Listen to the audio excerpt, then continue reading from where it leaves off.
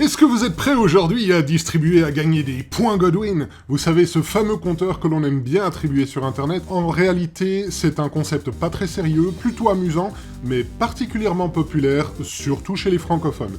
Donc on va rapidement se pencher sur la question.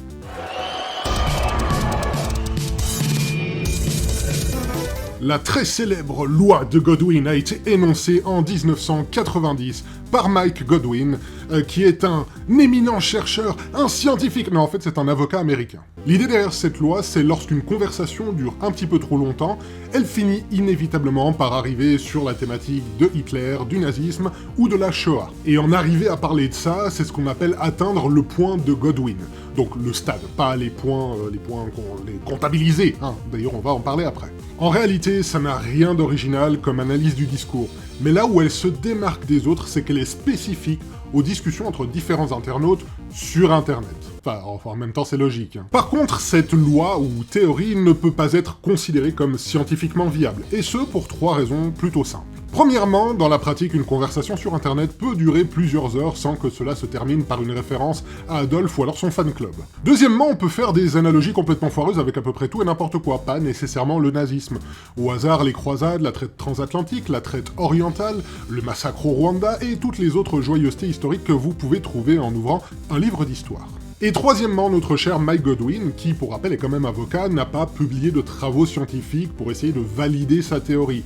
Et d'autres scientifiques ne se sont pas non plus penchés sur la question. Et pour celles et ceux parmi vous qui voudraient quand même trouver une espèce de fondement scientifique à cette loi, ça ne serait pas forcément de l'ordre de la statistique, puisque c'est ce dont il s'agit, mais plutôt de la sociologie. Et du point de vue sociologique, cela pourrait sous-entendre que, de par le statut d'antéchrist moderne, d'incarnation du mal parfait et absolu que représenteraient Hitler et le nazisme, cela permet du coup d'avoir une sorte de boussole universelle, calibrée de la même manière pour tous les êtres humains, afin de pouvoir quantifier où est-ce qu'on se situe sur l'échelle du mal. Donc Hitler étant le top du max du plus.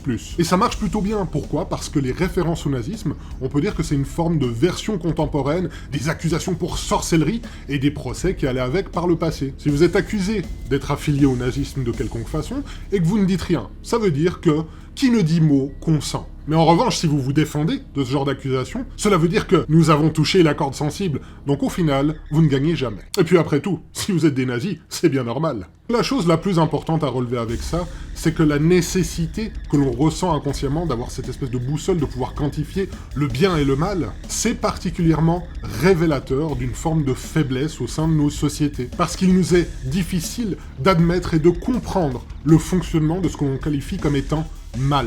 Alors que pourtant en le faisant, ce que j'essaie d'ailleurs de vous dire très souvent à travers mes vidéos, en particulier les formats longs, c'est que c'est en faisant ça qu'on peut mieux le comprendre, le combattre, et aussi le dédramatiser, histoire d'en rigoler un petit peu. Et déjà, à l'époque du nazisme, en 1940, on était en plein dedans, un homme avait très bien compris qu'il fallait procéder ainsi. Il s'appelait Charlie Chaplin, et a sorti, en 1940, le film Le Dictateur.